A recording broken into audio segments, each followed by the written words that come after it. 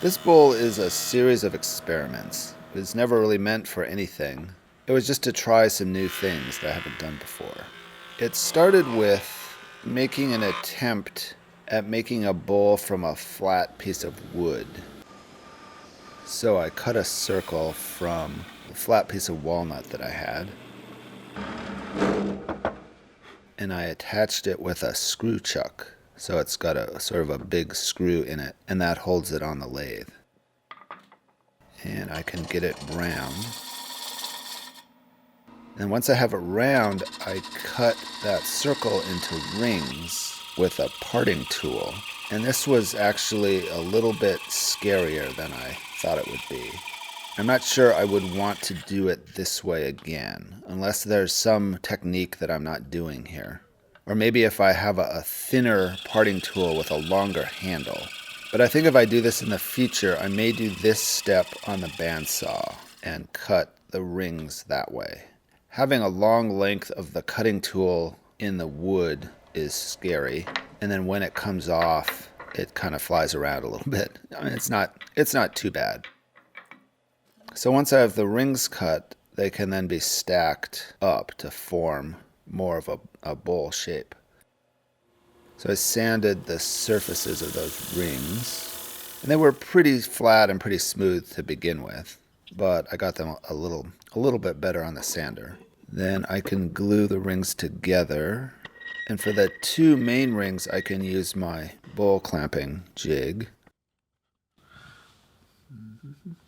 And then the base doesn't have a hole in it, so I can't use the bowl clamping jig. So I can just clamp that with a regular clamp and let that dry overnight.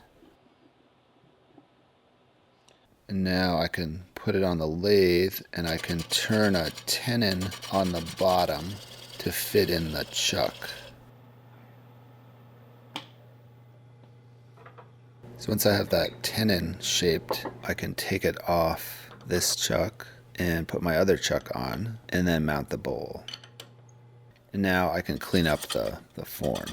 Now I'm guessing, depending on the sizes of the rings, one can make the angle of the cut so that you don't get so much extra that has to be turned off at this point. I just sort of guessed at that angle that the ring should be cut at. As far as how thick the material is and how big the ring is and how steep you want the sides of the bowl, and I'm sure that's all there, but I was just going off sort of guesswork when I was cutting the rings. But I guess if you have enough material that you can find the form of the bowl within that material, then it works. So I got the bowl formed, and then it sat for about 2 months while I worked on other projects. And the reasoning for trying this method was that at some point I'd like to cut patterns on the CNC machine to form the flat material that then gets cut into rings, so that I can make a pattern or a design that then becomes a bowl form that can be turned on the lathe. So this was sort of the first step to figuring that out. Now, one of the projects I worked on while the bowl was sitting was the angled end table for the CNC machine. And I thought this bowl would be a good first test of that table. So I could clamp the bowl at an angle and then cut shapes into the side of the bowl. I thought a fun first test would be to cut clouds into the bowl. So I'd have a dark walnut bowl and then light maple clouds. Now the first cut I did worked until the bowl moved.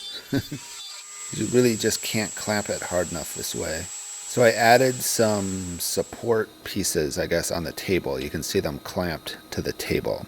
And when I did that, I then found that it held the bowl in place so that I could rotate it between each cut. And I wouldn't have to hold the bowl and the clamp at the same time when clamping it in place. So it did more than just hold the bowl in place while it was being cut. It helped hold the bowl in place between cuts as well. So once I got going, it was actually pretty quick to do all of the cuts. And then I can cut out the maple clouds. And I have my new auto hold downs, which work pretty well. Now I cut one to begin with to make sure it would fit. And actually on the first try I got a nice snug fit, which I was surprised. That usually doesn't happen that way. Though it was a little bit thicker than I needed, so I planed my piece of material down a little bit. I think I went from 7/8 down to 5/8. Then I could cut out all of the clouds at once.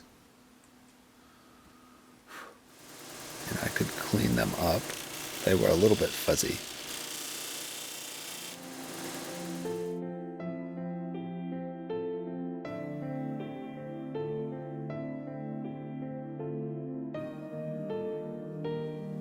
And now to glue them into the holes in the bowl. Now I had test fitted them all, and they all fit with varying degrees of tightness. And they glued in okay, although there were a few that needed some convincing, which is a little bit stressful when you have glue all over the place and you're trying to get it into the hole, and it has to fit. You can't not get it in. And let that dry overnight. And I can turn the whole piece down. The sides of the bowl had gotten pretty thin, and I had all these bumps from the clouds that I had to deal with. But it actually turned pretty easily. The maple cuts really, really nicely, so it went just fine.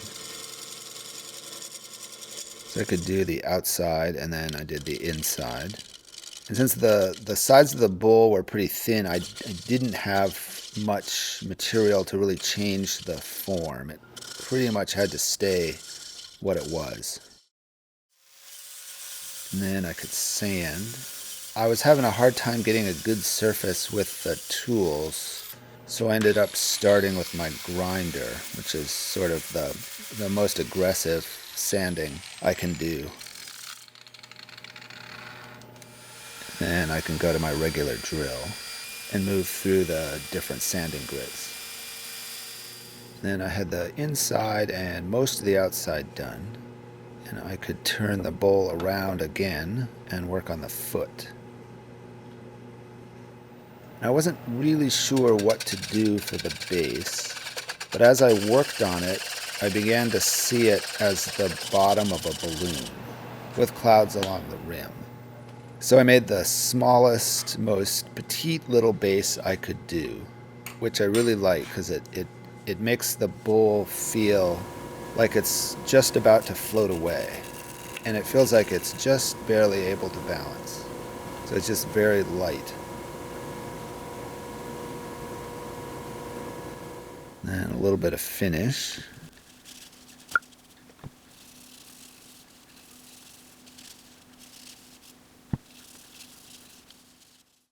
And let it dry overnight.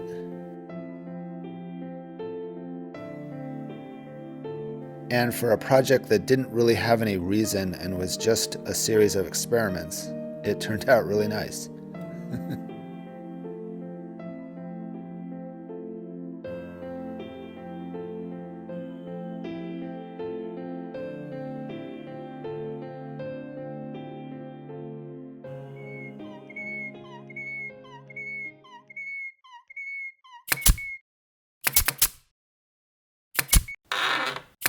Thanks for watching.